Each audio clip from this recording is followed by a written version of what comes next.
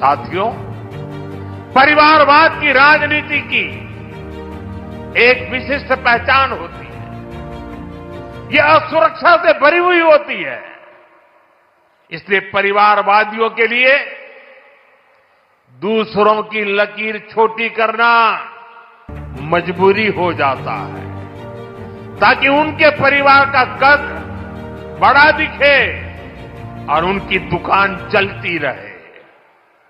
इसी सोच ने भारत में राजनीतिक छुआछूत का चलन शुरू किया। आप सोचिए, आजाद भारत में अनेक प्रधानमंत्री हुए, लेकिन राजधानी दिल्ली में जो म्यूजियम था, उसमें अनेक पूर्व प्रधानमंत्रियों को नजरअंदाज किया गया। इस स्थिति को भी भाजपा ने, एनडीए ने ही बदला है। आज आप दिल्ली जाते हैं तो भव्य प्रधानमंत्री संग्रहालय आपका स्वागत करता है। वहां आजाद भारत के हर प्रधानमंत्री, चाहे कार्यकाल कितना भी छोटा रहा हो, सबको उचित सम्मान और स्थान दिया गया है। साथियों, कांग्रेस और उसके सहयोगियों ने राजनीतिक रूप से भाजपा को हमेशा अछूत बनाए रखा, लेकिन भाजपा के संस्कार हमें सबका सम्मान करना सिखाते हैं। बीते 11 वर्षों में भाजपा सरकार के दौरान, एनडीए सरकार के दौरान नरसिम्हा राव जी और प्रणब बाबू को भारत रत्न दिया गया।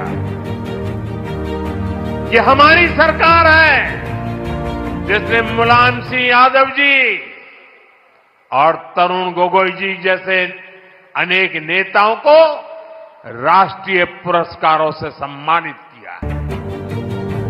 कांग्रेस से या समाजवादी पार्टी से कोई भी ऐसी उम्मीद तक नहीं कर सकता।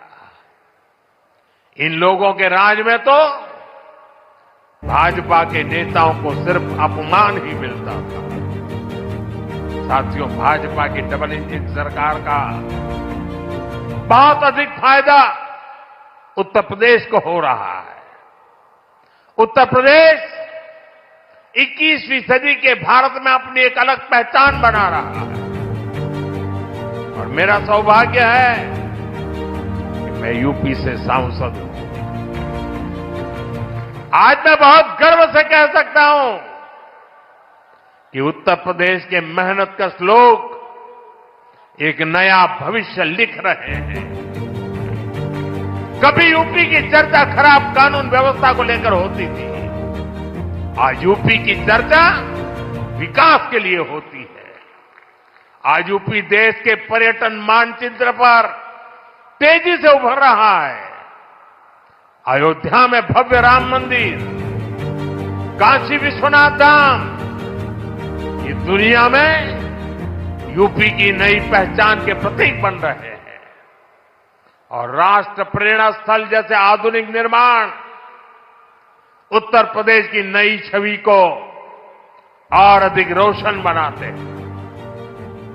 साथियों, हमारा उत्तर प्रदेश सुशासन, समृद्धि, सच्चे सामाजिक न्याय के मॉडल के रूप में और बुलंदी हासिल करे, इसी कामना के साथ आप सभी को फिर से राष्ट्र प्रेरणा स्थल की बधाई। साथियों, स्वतंत्र भारत के पहले उद्योग मंत्री के रूप में डॉक्टर मुखर्जी ने भारत में आर्थिक आत्मनिर्भरता की नींव रखी थी।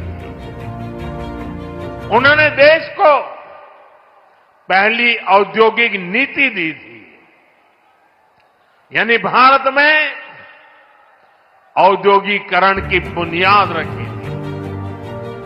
आज आत्मनिर्भरता के उसी मंत्र को हम नई बुलंदी दे रहे हैं। मेड इन इंडिया सामान आज दुनिया भर में पहुंच रहा है। यहां यूपी में ही देखिए, एक तरफ एक जनपद एक उत्पाद का इतना बड़ा अभियान चल रहा है। छोटे छोटे उद्योगों, छोटी छोटी इकाइयों का सामर्थ्य बढ़ रहा है। दूसरी तरफ यूपी में बहुत बड़ा डिफेंस कॉरिडोर बन रहा है।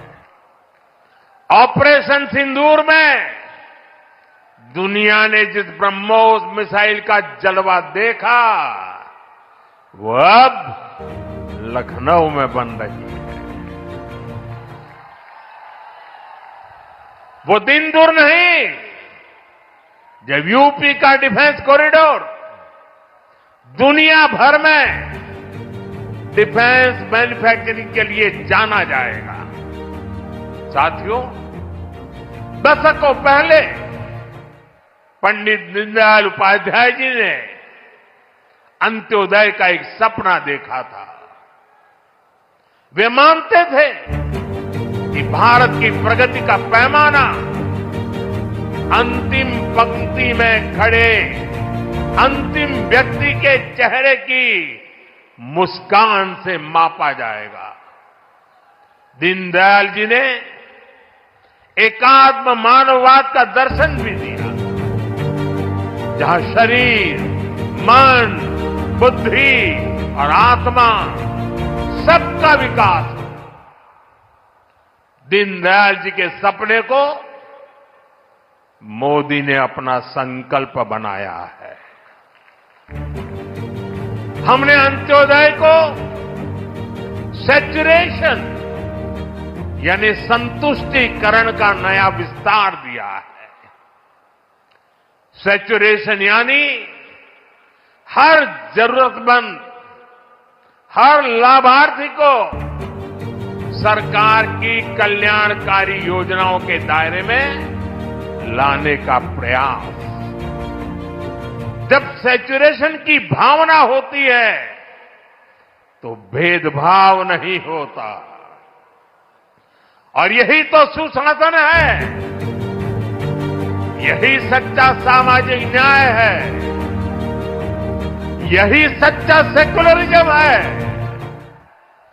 आज जब देश के करोड़ों नागरिकों को बिना भेदभाव पहली बार पक्का घर, शौचालय, नल से जल, बिजली और गैस कनेक्शन मिल रहा है, करोड़ों लोगों को पहली बार मुफ्त अनाज और मुफ्त इलाज मिल रहा है, पंक्ति में खड़े अंतिम व्यक्ति तक पहुंचने का प्रयास हो रहा है, तो पंडित दीनदयाल जी के विजन के साथ न्याय हो रहा है।